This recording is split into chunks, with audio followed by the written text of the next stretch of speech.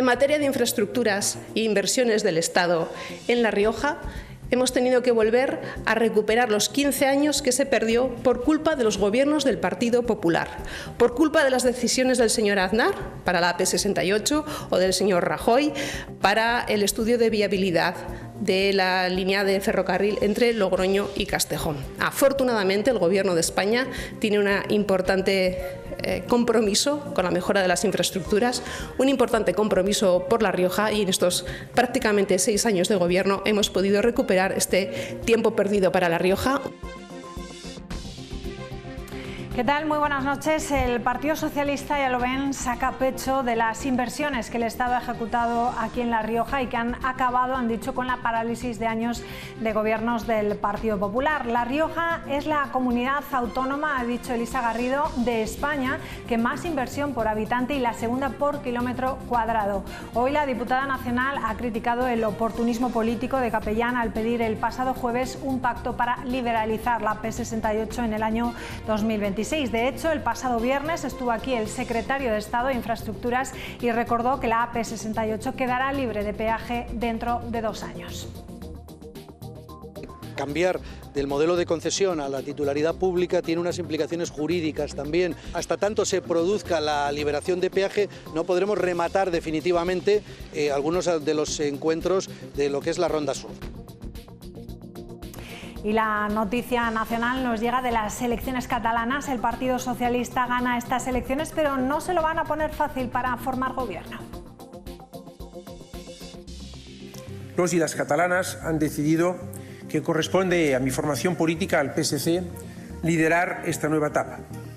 I jo les anuncio que assumo esta responsabilitat. Sobretot quina ha de ser l'estratègia que eviti el que crec que no seria una bona notícia per cap dels ciutadans, que és la repetició electoral.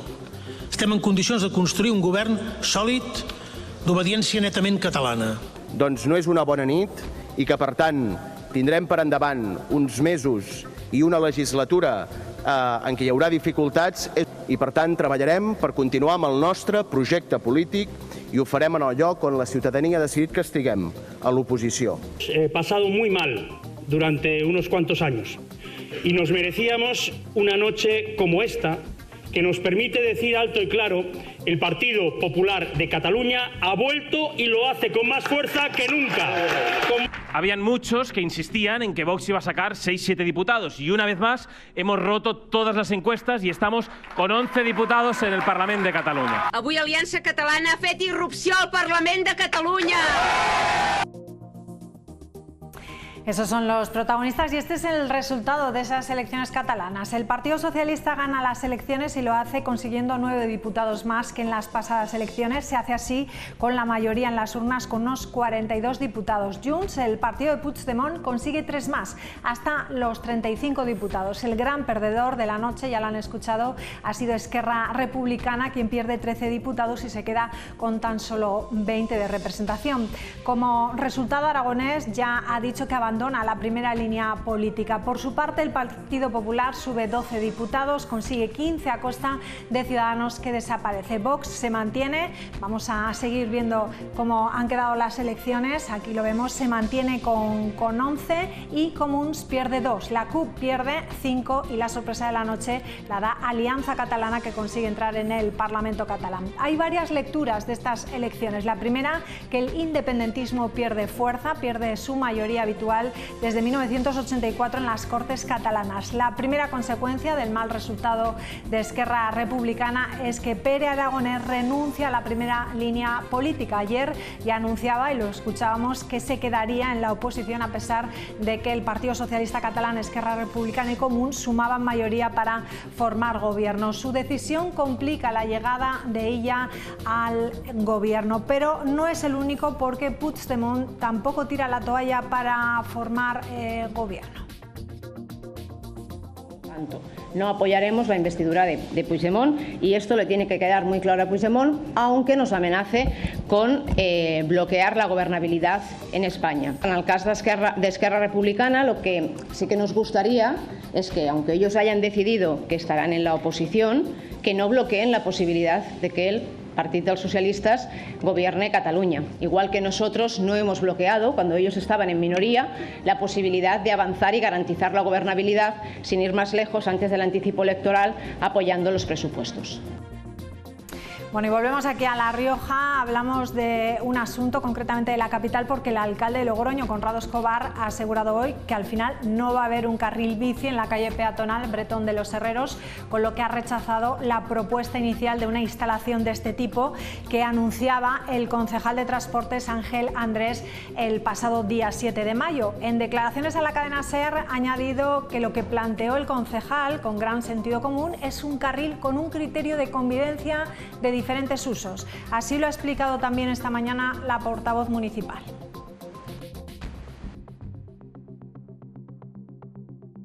Pedir disculpas por ese error de comunicación, porque el anuncio de un carril bici no es tal. No debió de trasladarse o comunicarse como la implantación de un carril bici, porque no era esa la idea. Y en cuanto a lo de colocar chapas, son los técnicos de esta casa los que están estudiando cuál es la mejor señalización de ese carril que, les digo e insisto, es de preferencia peatonal, pero es ciclable y por él pueden pasar bicicletas en ambos sentidos. Cuando nosotros hablamos de la alternativa al carril bici de Avenida Portugal, lo que hicimos fue anunciar, y así consta en el informe que se ha remitido al Ministerio, que esa alternativa iba a ser la Gran Vía que ya estaba prevista como un carril bici. Y hoy hablaremos también en la tertulia de ese juicio que ha comenzado contra los dos acusados de matar presuntamente a un profesor el pasado 18 de febrero de 2020 en su domicilio aquí en la capital. El móvil, según la acusación, presionar a la víctima para que no siguiera adelante con una denuncia por estafa contra la acusada. Hoy ha declarado el presunto autor del crimen, quien ha negado los hechos e incluso conocer a la propia víctima. ¿Conocía usted al señor? No, ese señor no lo conozco y tampoco hasta el día de hoy ustedes no lo sé quién es. Ese día, según la policía, su posicionamiento con el teléfono es en la zona donde estaba el piso donde vivía este señor, por la mañana. Pues no me acuerdo. Muy bien. Puede ser una trampa.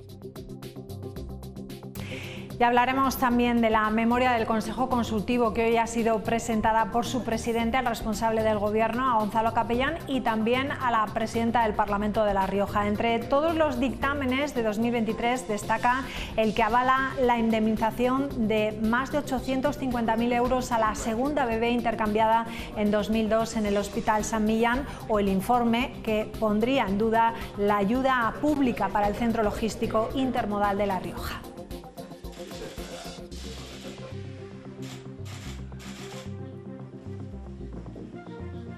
De esta memoria de actividad del Consejo Consultivo hablamos en los próximos minutos. Lo vamos a hacer con el presidente de esta institución, con José Ignacio Pérez. Enseguida le damos la bienvenida. Hasta ahora.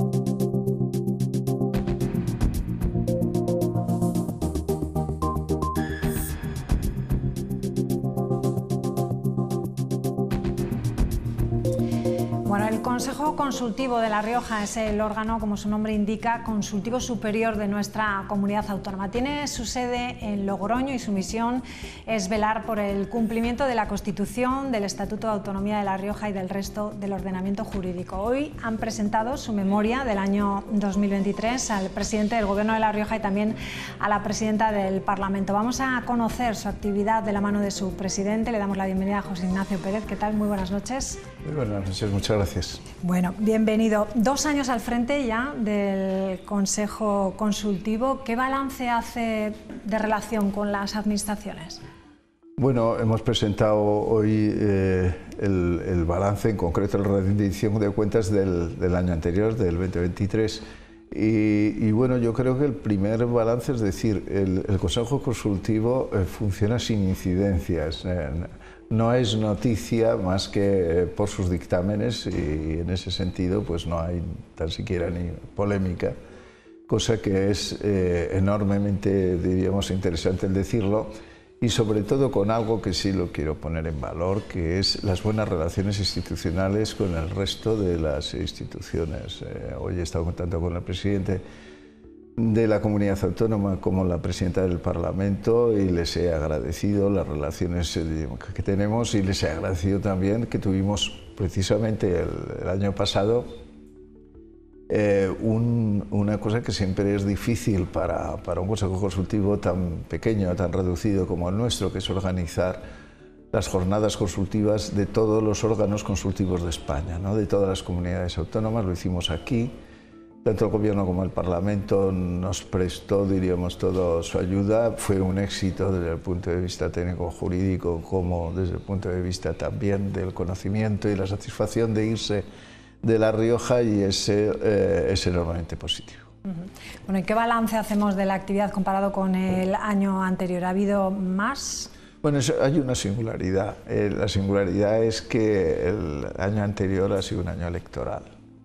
Para nosotros, quien nos manda, nos solicita los dictámenes, ya sean preceptivos, ya sean facultativos, son precisamente el Gobierno, el Parlamento, otros, diríamos, órganos autonómicos, y las administraciones locales. Claro, las fundamentales están inmersos en unas elecciones que dan unos resultados, modificaciones de equipo, y por lo tanto, diríamos, el trabajo del Consejo Consultivo para solicitud de dictámenes se ha reducido aproximadamente algo más de un 10%. ¿Sobre todo en qué? Pues sobre todo en leyes, en proyectos de ley o proposiciones, y en reglamentos, en decretos, que han venido menos por esa causa. Y entonces, fundamentalmente, los que han liderado el trabajo de dictámenes han sido los dictámenes de responsabilidad patrimonial sanitaria. Esos han sido pues prácticamente el 40% de los dictámenes del año anterior. Eso le iba a preguntar, ¿qué prevalecen más, las materias competencia del Gobierno o del Parlamento, o también las de particulares? Pues si no fuera, diríamos, por el año singular, la parte legislativa, la elaboración de las normas, tanto del Ejecutivo, pero especialmente del Ejecutivo, como del Parlamento, la solicitud que el año pasado incluso dije que me había parecido lo más singular el que el Parlamento solicitara, ¿no? Bueno, pues ambas instituciones normalmente nos piden el 50% de los dictámenes, ¿no? Bueno, para que nos entiendan los ciudadanos, ¿qué pasaría si no existiese el Consejo Consultivo?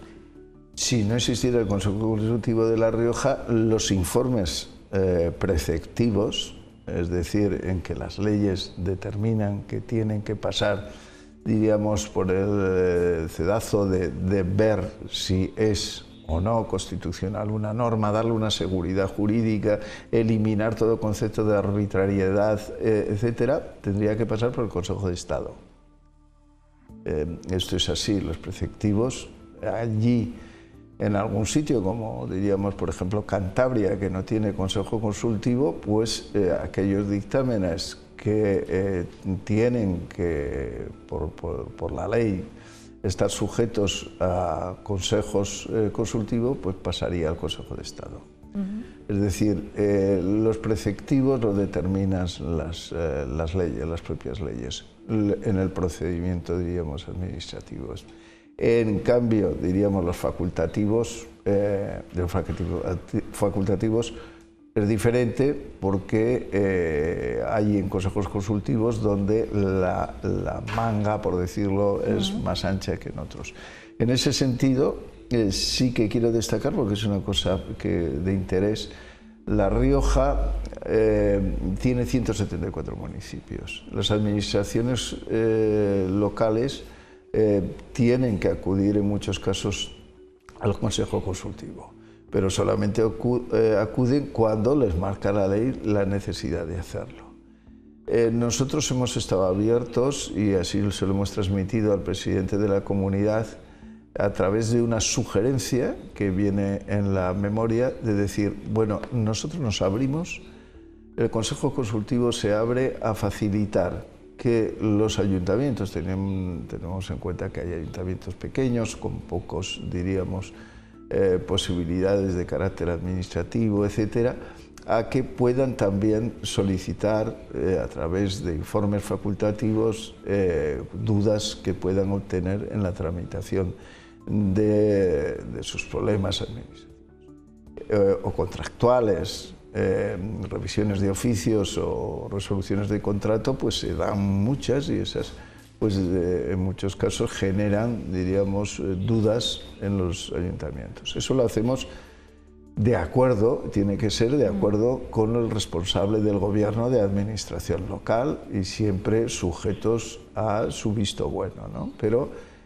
si nosotros lo que queremos es ser necesarios, si estamos ahí es para que nos utilicen. Entonces hemos ofrecido al gobierno la posibilidad que siempre que el gobierno lo considere así, pues que nosotros estaríamos dispuestos a hacer también dictámenes facultativos a los ayuntamientos. Esa es una de las razones por las que ustedes hacen también la reunión del Consejo fuera de lo que es la sede de Logroño.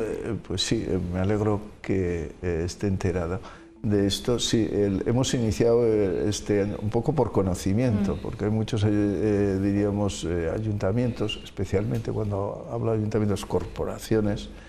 Las corporaciones no son conscientes de lo que hacemos y no son conscientes que su ayuntamiento, pues en el ámbito de un expediente, tiene que pasar por el Consejo Consultivo, bien por una responsabilidad patrimonial, alguien que se cae en un sitio, siempre y cuando la indemnización que pidan sea mayor de 50.000 euros, tiene que pasar obligatorio con el Consejo Consultivo, o que un acto nulo y que quieran hacer una revisión, diríamos, de oficio, tiene que pasar por el Consejo Consultivo. Muchas veces las corporaciones no saben que formamos parte, diríamos, de ese expediente y bueno, y por eso hacemos una cosa que es muy sencilla, que es ir al municipio y hacer allí el consejo, estar con el alcalde o con la alcaldesa y con aquellos miembros de corporación que consideren en ese momento, diríamos, estar, explicarle lo que quieran y celebrar el consejo en ese municipio. Lo seguiremos haciendo cada trimestre y tal. Ha habido dos por ahora, ¿no? Dos, en Alfaro y Calahorra. Eso es. Bueno, antes hablaba que las materias que más ocupan al Consejo Consultivo son las sanitarias, y uno de los dictámenes, podríamos decir, pues con más impacto o más llamativo es el de los bebés intercambiados, ¿no? Sí, es un impacto informativo, ha tenido tremendo, bueno, pues porque la cuestión, ya veíamos, llama mucho la atención, es tremenda, para la redundancia, y bueno, y además la indemnización solicitada pues era el último altísima. Dictamen, ¿no?, avala esos 850.000 euros también, sí, para la segunda bebé intercambiada. Para la segunda, efectivamente, pero ten en cuenta que la solicitud de indemnización empezaba con 3 millones de euros, ¿no? Entonces, bueno, los dictámenes de responsabilidad patrimonial sanitaria empiezan, diríamos, han sido, diríamos, abundantes. Yo creo que se han incrementado y bueno, será, por decirte también una curiosidad, normalmente los dictámenes del Consejo Consultivo, a la administración que lo solicita, lo admiten. No siendo vinculante, porque hay que decirlo, el Consejo Consultivo no es vinculante. Muchas veces, digo, al no ser vinculante, la atracción que puede tener de algo que no tiene decisión última es menor, ¿no? Pero, en cambio, te da En cambio, creo que te da el no ser vinculante una oportunidad de objetividad e independencia que no te la daría igual si es que es la última decisión.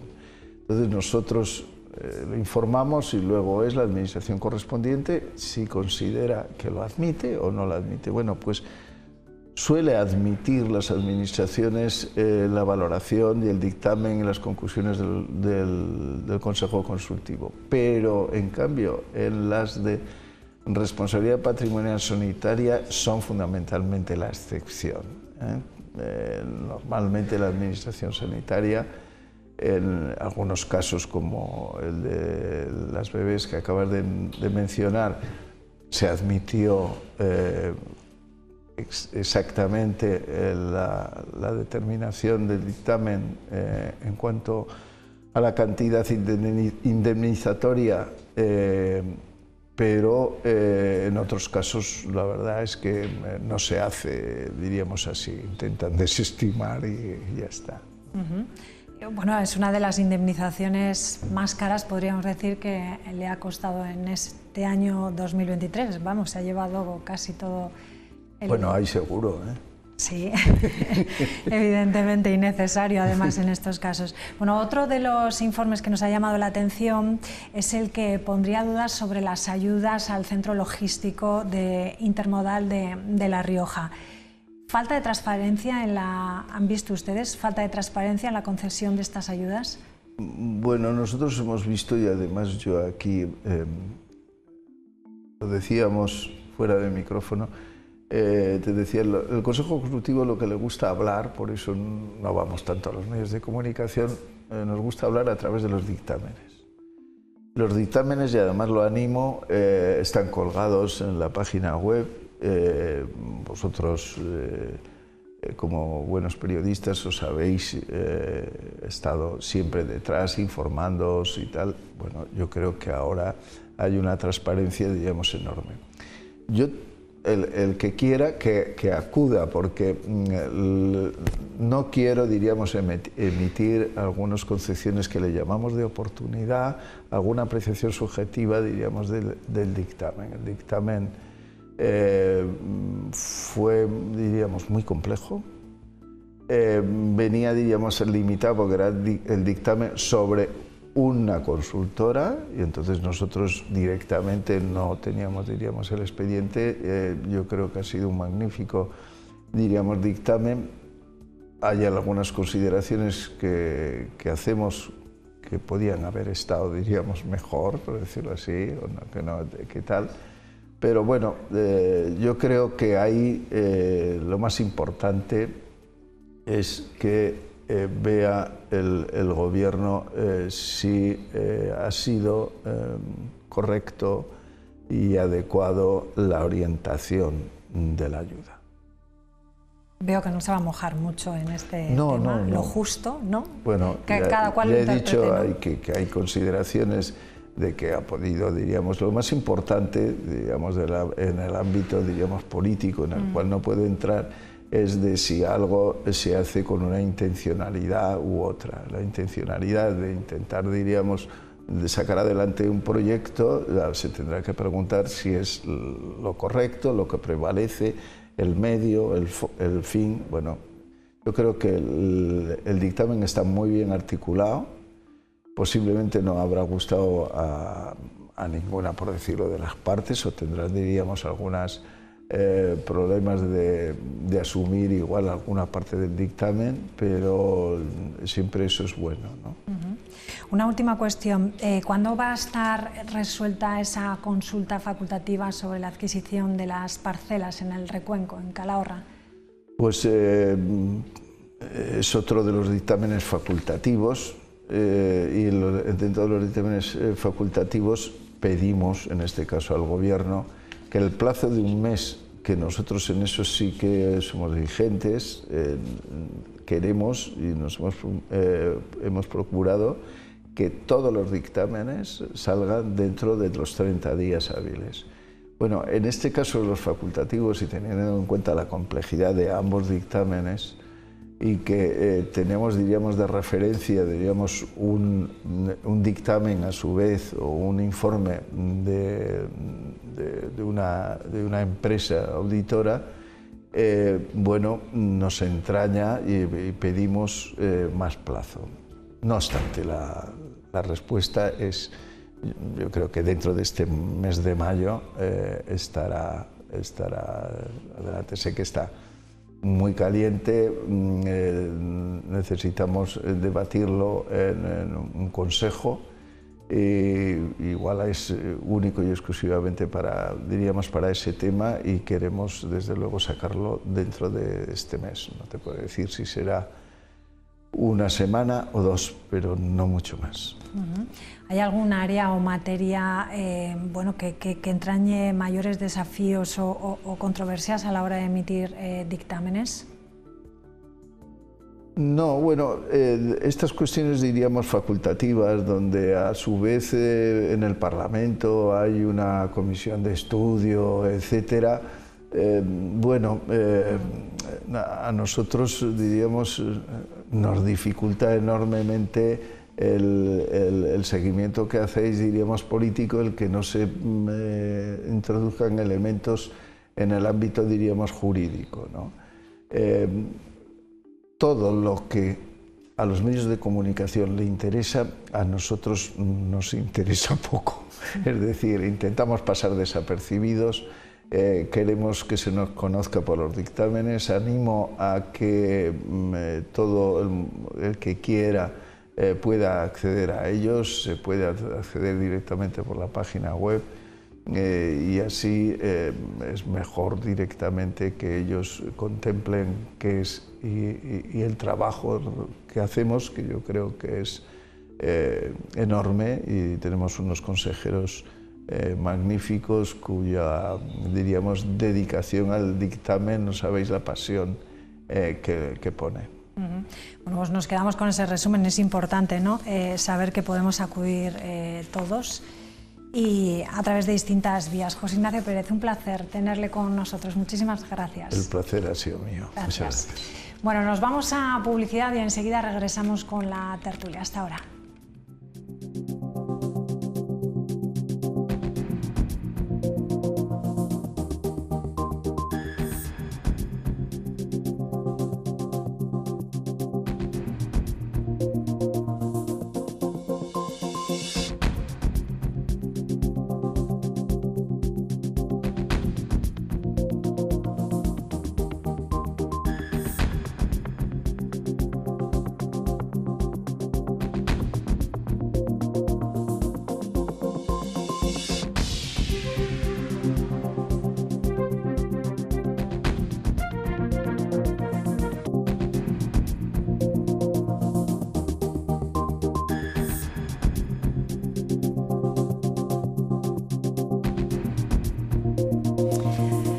Y 34 minutos de la noche y vamos a saludar ya a Ana González. Muy buenas noches, bienvenida. Hola, buenas noches. Pedro Muro, ¿qué tal? ¿Cómo estás? Y Vicente Urquía, muy buenas noches. Buenas noches. Bienvenido. Bueno, vamos a hablar de infraestructuras porque hoy el Partido Socialista nuevamente ha hablado de la AP68, de la ronda sur de Logroño y también del tren, de ese tren que parece, como anunciaba el pasado viernes el secretario de Estado de Infraestructuras, va a parar finalmente también en Haro. Vamos a escucharla.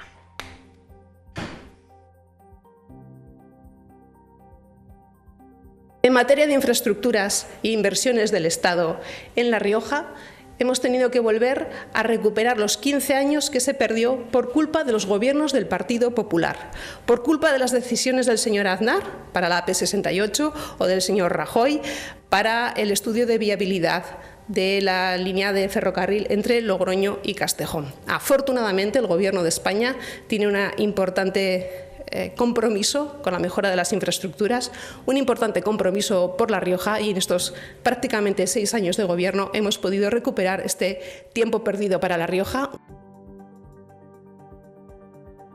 Cambiar del modelo de concesión a la titularidad pública tiene unas implicaciones jurídicas también. Hasta tanto se produzca la liberación de peaje, no podremos rematar definitivamente algunos de los encuentros de lo que es la Ronda Sur. Vicente, empiezo contigo como responsable que has sido de infraestructuras. ¿Qué te parece a ti esa petición que hizo Capellán el jueves en el Pleno del Parlamento? Bueno, a mí me pareció que estaba fuera de lugar, porque nadie discute, ya nadie lo discute. Incluso el otro día el consejero de Política Local también ya lo decía, todo el mundo da por hecho que la autopista va a estar libre en 2026. Por tanto, hacer un pacto para algo que ya está no tiene mucho sentido. Y lo que más sentido tiene son los accesos a la autopista, y es algo que yo creo que van bien. Siempre nos gustaría que todo fuera más rápido, ¿no? Pero ahora mismo hay 5 enlaces haciéndose en la zona en la Ronda Sur. El enlace de Logosa Pradejón va a estar para verano. Se ha licitado ya la redacción de un nuevo proyecto en Calahorra con la LR134 y la 232. Se va a hacer enseguida la redacción del proyecto del enlace de la Nueva de Ebro y va a haber un nuevo enlace en Briones. Por tanto, yo creo que está todo planificado, algunos construyéndose, otros redactándose los proyectos. Yo creo que es algo que ya está, que yo creo que por suerte en el 2026, después que nos ha costado millones y millones al Gobierno de La Rioja y al Gobierno de España de pagar bonificaciones y de pagar desvíos de camiones, por fin, yo creo que dentro de 2 años y medio tendremos una autopista libre de peaje, que es lo que todo el mundo está deseando. Pues que ojalá, ¿no?, que sea así, que tengamos esa autopista libre de peaje, como dice Vicente. Yo, de todas formas, pues creo que la reivindicación del presidente pues viene en un momento adecuado, ¿no?, que veo la velocidad a la que se hacen las cosas en otras provincias, en otras comunidades autónomas, y que tenemos que seguir siendo reivindicativos porque no nos podemos quedar, digamos, detrás de otros y siempre siendo el patito feo en cuanto a este tema. Queda mucho por hacer y yo creo que el compromiso del Partido Socialista con este tema pues debe de plasmarse por escrito y debe de ser real, y la reivindicación del presidente en este caso pues me parece lógica. Yo voy a empezar por lo último. Que el Partido Popular pida en este momento un pacto de región para liberalizar la autopista en 2026, cuando fueron ellos los que prolongaron esa liberalización, me parece que no tiene mucho sentido. Luego vuelvo a esto de los pactos. Yo quería que hablaran ellos primero, porque sí que considero que en el tema de infraestructuras estamos de acuerdo todos que tenemos un déficit. De la necesidad de mejorar las infraestructuras de La Rioja yo vengo oyendo desde que comencé a trabajar, y desde que se suscribió allá por los años 90 se creó una plataforma para la defensa del ferrocarril. De entonces aquí hemos avanzado mucho, faltaría más, han pasado muchos años, pero sí que es cierto que cada uno que viene da una pincelada y acusa al anterior del retraso en determinadas infraestructuras. Dicho esto, yo, en mi opinión, ¿qué necesita La Rioja? Necesitamos, a lo mejor lo que sí necesitamos es un pacto de región, pero marcándonos las infraestructuras que nos son necesarias a corto y largo plazo, a medio y largo plazo, porque las infraestructuras no salen de hoy para mañana, que cuesta mucho hacerlas. Aparte de este pacto que yo, como ciudadana de La Rioja, reclamaría a los 2 partidos mayoritarios, me parece que no es bueno que este atrasó, que este dijo y que este no hizo, porque así lo llevamos oyendo mucho tiempo. Yo qué diría, que necesitamos trenes competitivos. No sé, me parece bien el tren que vaya por Miranda y pare en Haro, me parece bien que se empiecen a licitar el tramo Castejón-Logroño. No sé si La Rioja necesita alta velocidad o con velocidad alta nos vale. Me gustaría recuperar frecuencias, por ejemplo, con el Valle del Ebro, con Barcelona, que se suprimieron en pandemia y no se han vuelto a recuperar. Y en cuanto al resto de infraestructuras, en este caso de la P68, pues vamos, pedir ahora un pacto para liberar dentro de año y medio la autopista, cuando yo espero y deseo que así sea, después de que ampliamos aquellos plazos y nos ha costado mucho dinero, me parece cuando menos. Bueno, a ver si tenemos novedades, ¿no? Que viene Óscar Puente el día 21 de mayo, ¿no? Sí, eso ha anunciado el ministro, ¿no? Yo espero que sí, que traiga alguna cuestión nueva, ¿no? Pero yo creo que la voluntad del Ministerio del Gobierno de España es muy positiva. El secretario de Estado lo indicó el viernes, ¿no? Yo creo que en todos los temas, tanto en carreteras como en servicios ferroviarios, él ha dicho que se iba para en Haro el tren que va a ir a Madrid por Miranda, pero él dijo que se va a seguir trabajando en que haya más trenes por la Rioja Baja, que es algo fundamental. Y yo creo que le hemos dicho más veces, hace falta un tren más con Barcelona, de ida y vuelta, que estamos solamente con un tren cuando teníamos más trenes. y hace falta mejorar las conexiones con Miranda y con Zaragoza para hacer esa conexión entre los dos nodos ferroviarios importantísimos, que son Zaragoza y que son Miranda. Yo creo que hay un compromiso del Gobierno muy importante en todo, en infraestructuras, en servicios ferroviarios y en carreteras. Lógicamente tiene los tiempos, pero yo creo, por ejemplo, el Logroño-Castejón, que es muy importante para llegar a Madrid en 2 horas y cuarto, que es un tiempo competitivo. El compromiso del Gobierno es que en 2026 esté en obras alguno de los tramos. Hay 3 tramos, que alguno de los 3 tramos esté en obras. Yo creo que es un compromiso muy importante. Es decir, es que nos acerca mucho el poder tener ese tramo de Logroño-Castejón en unos cuantos años, ¿no? Yo creo que eso es muy importante y yo creo que están volcando. Ya se ha aprobado el estudio informativo. Va a salir publicado estos días, se van a licitar los proyectos constructivos, son 3 tramos pequeños los que se van a ejecutar, algunos con poca dificultad, como por ejemplo la zona de Rincón con Castejón, que es una rectificación de curvas nada más, y yo confío en que esto pueda ir por primera vez rápido, bien, y que tengamos un tramo ferroviario modernizado a 200-220 km/h, que además es lo que nos pide la patronal, de lo que nos piden, para que sea compatible con el transporte de mercancías también, y yo confío en que las cosas, lógicamente, a todos nos gustaría, primero a mí, que todo vaya más rápido, pero yo creo que estamos, por fin, de nuevo otra vez, estamos en vía, que dirían los ferroviarios, ¿no?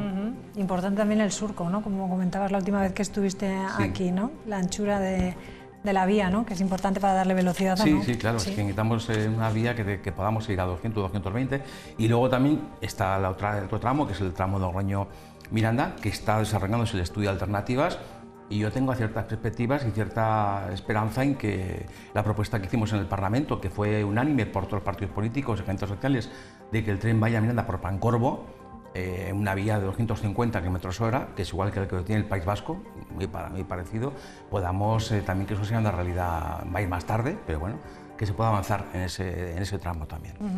Bueno, vamos a hablar de las elecciones catalanas. ¿Qué os ha parecido el resultado? ¿Creéis que el Partido Socialista Catalán va a poder formar gobierno después de que Esquerra Republicana diga que se va a quedar en la oposición y que Puigdemont intente, ¿no?, llegar al gobierno? Pedro, empiezo contigo. Pues yo lo veo difícil que gobierne el Partido Socialista, ¿no? Es una de las posibilidades, también está la de repetición de elecciones, pero el que tiene el botón rojo es Puigdemont. Y yo creo que sus amenazas, hoy veladas, pues a lo largo de los días irán creciendo, y es el que tiene el poder de decidir lo que va a pasar.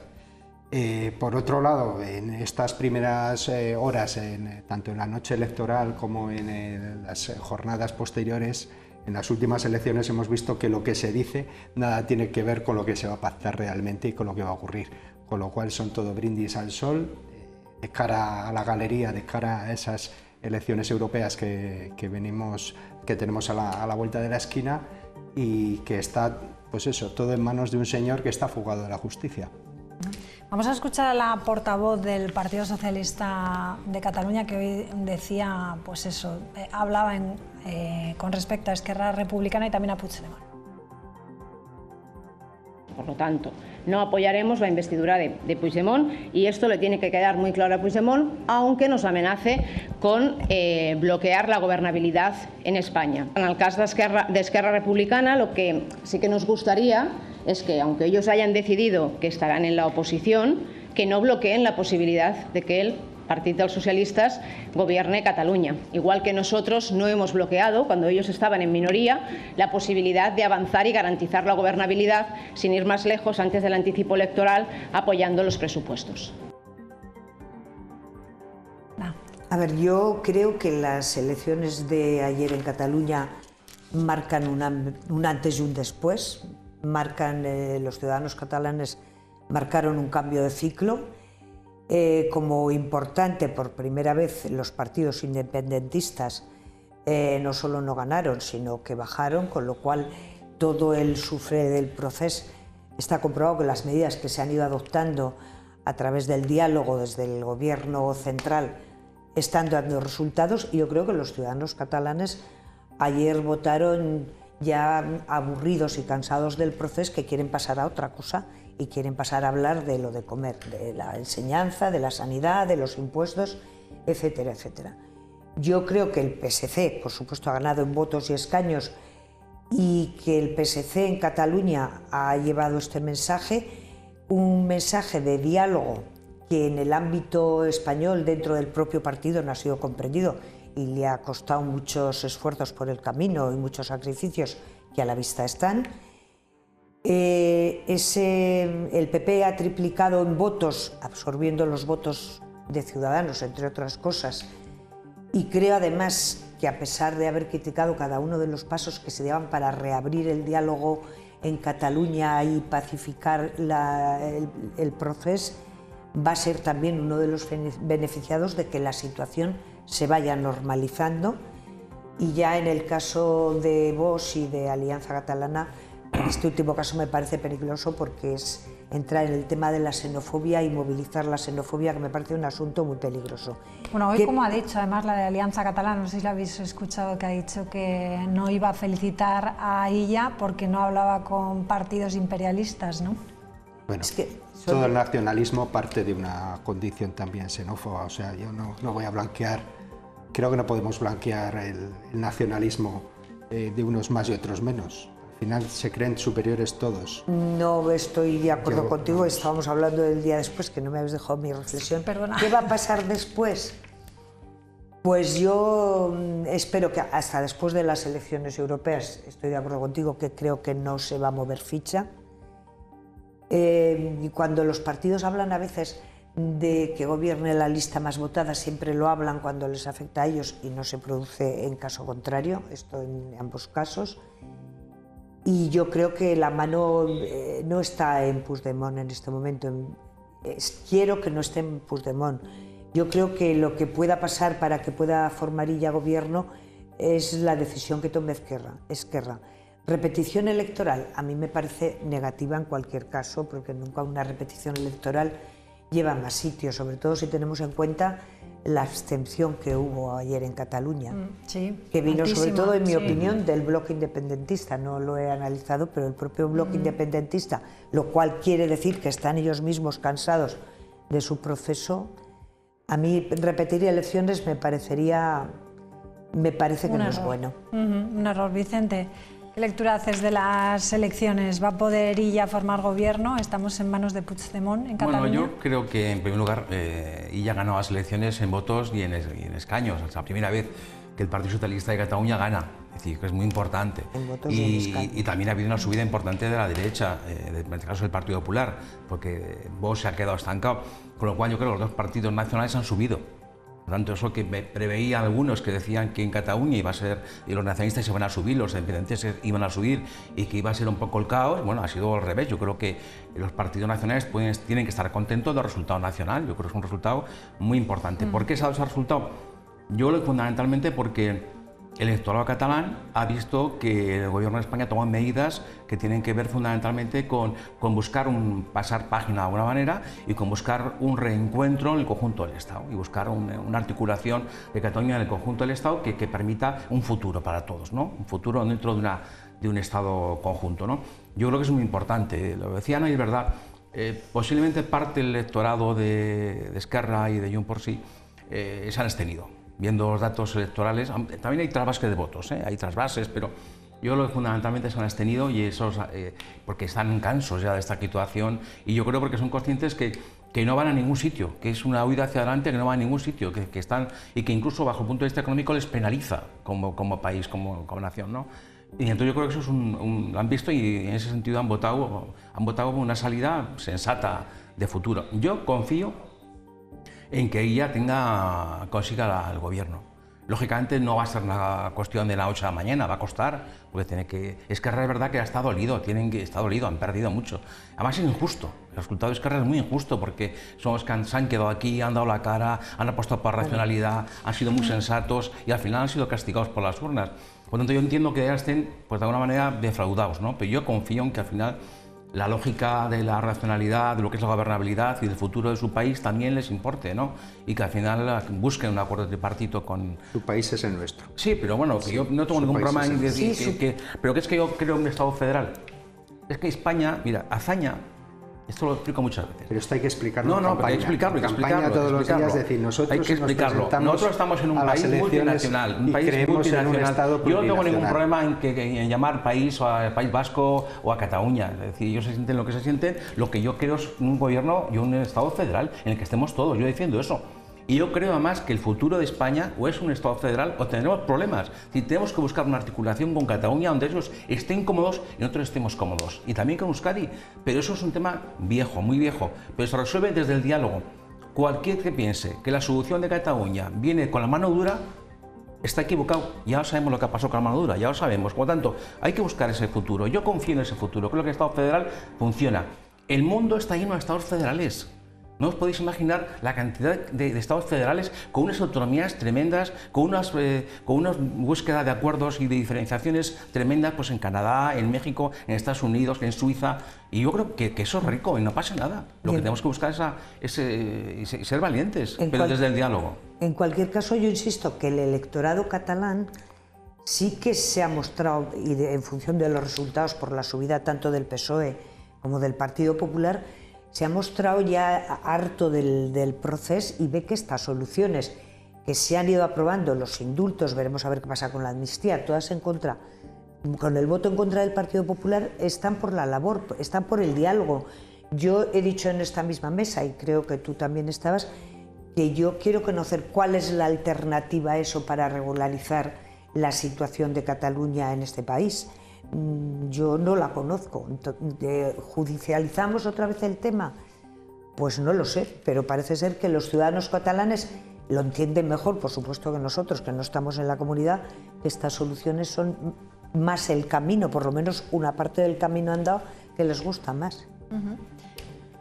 Yo veo que a pesar de todo, seguimos en manos de los independentistas sin haber ganado las elecciones. Mientras sigamos así, tengamos las minorías, tengan este poder sobre las mayorías, pues vamos mal. Hombre, nuestra ley electoral, los pactos claro, para la elección es así. En su día, tanto PP como PSOE pactaban con Convergencia y con el PNV. También podremos revisar la ley Sí, electoral. sí, hay que revisarlo. Pero así es la democracia, ¿eh? Claro, la democracia es así. Yo creo que si los será la paradoja de que tenemos el Partido Socialista con la democracia de Cataluña con el mejor resultado de la historia y un gobierno de España con un partido socialista gobernando con el peor resultado de la historia.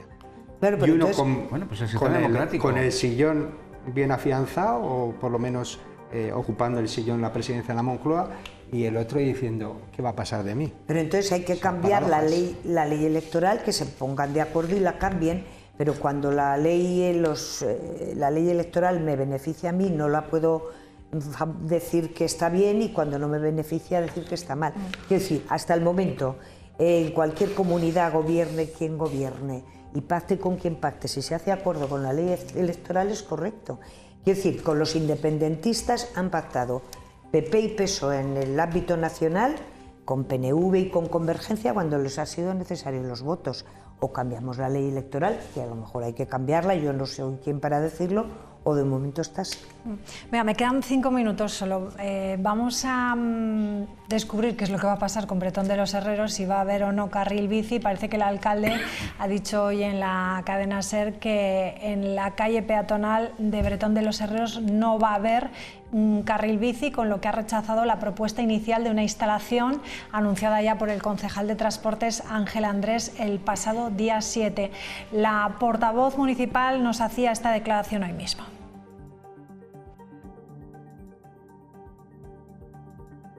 Pedir disculpas por ese error de comunicación, porque el anuncio de un carril bici no es tal. No debió de trasladarse o comunicarse como la implantación de un carril bici, porque no era esa la idea.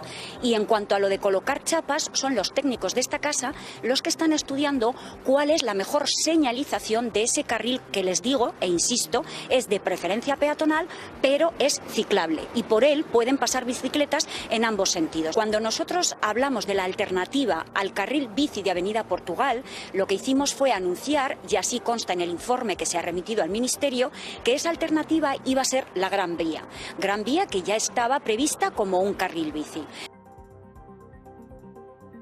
Yo no veo el error de comunicación, no lo veo, pero lo que veo es un acierto del periodista que en otra presentación, en otra rueda de prensa, preguntó por el carril bici y hubo un concejal locuaz que explicó, yo creo que más de los planes que tenía, digamos, previstos. Entonces también hay que defender el periodismo. Enhorabuena también a los periodistas que siguen la información local, que están especializados y que hacen una labor, pues en muchos casos, ¿no?, muy buena, ¿no?, de que planes que no están del todo consensuados con la ciudadanía pues se detengan. Y yo creo que el ayuntamiento pues ha hecho bien en parar algo que iba a saber, que sabía que no iba a contar con el beneplácito de la opinión pública, por lo menos vendido así. ¿Qué te parece, Vicente, ese carril bici en Bretón de los Herreros? Muy complicado porque está saturada la calle, ¿no? Está muy saturada por terrazas, por peatones, y yo creo que no se han dado cuenta que era, bueno, si se han dado cuenta o lo han transmitido mal, no me meto ahí, pero yo creo que es un error. Yo es que creo que la conexión este-oeste de la ciudad no tiene otra que la Avenida Portugal. Yo sé que había críticas, había algunos que no estaban de acuerdo, pero era la mejor solución, la de Avenida Portugal. Porque Gran Vía es meter el tráfico ciclista en una vía normal de circulación de coches, y lo de Bretón de los Herreros no tiene posibilidad alguna porque choca contra la saturación que tiene la calle. No tiene, yo creo que al final lo de Avenida Portugal era lo mejor. Es decir, el anterior gobierno le dio muchas vueltas, lo pensó, yo sé que algunas personas no estaban de acuerdo, pero al final era la mejor conexión que había. Y no podemos dejar, el tema de la bicicleta es muy importante de cara al futuro. Los carriles bici son fundamentales de cara al futuro. Es que hay que salir mínimamente de aquí de Logroño, pero es que en cualquier ciudad que vayas ahora mismo están haciendo los carriles bici por todos los sitios, y yo quiero decir, en Europa como estamos, es decir, hay que priorizar la bicicleta y hay que priorizar el peatón.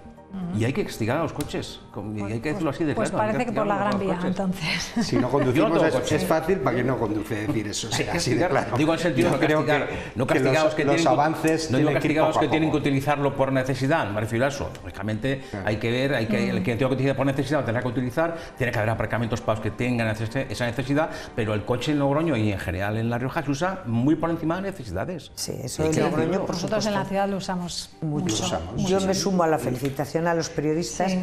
El habilitar criterios de convivencia que decía el señor alcalde nos tiene que explicar cuáles son los criterios de convivencia que quieren habilitar, porque también hemos dicho en esta mesa que negarse a esa convivencia cada vez más del peatón, de hacer la ciudad para los peatones, pues hay que hacerlo de alguna manera. Que no para las bicis, que es lo que se ha hecho en la última legislatura. Bueno, también para las bicicletas, porque si tenemos que ir quitando los coches, habrá que buscar, y que nos diga el Partido Popular qué quiere hacer. Eso es. Pero no solo mirando a los ciclistas, hay que mirar la ciudad en su conjunto. No, todo, pero la bici es muy importante para el futuro. La bici, los peatones, los coches, el transporte público. El peatón es importante. Es un conjunto de ciudades que no tienen vuelta atrás. La gente se va andando. Pero no tiene vuelta atrás. El futuro, ¿no? Hay que hacerlo bien, hay que hacerlo bien. Bueno, nos vamos. Gracias a los tres como siempre, y les dejamos a ustedes ya con nuestros compañeros de campeones. Adiós.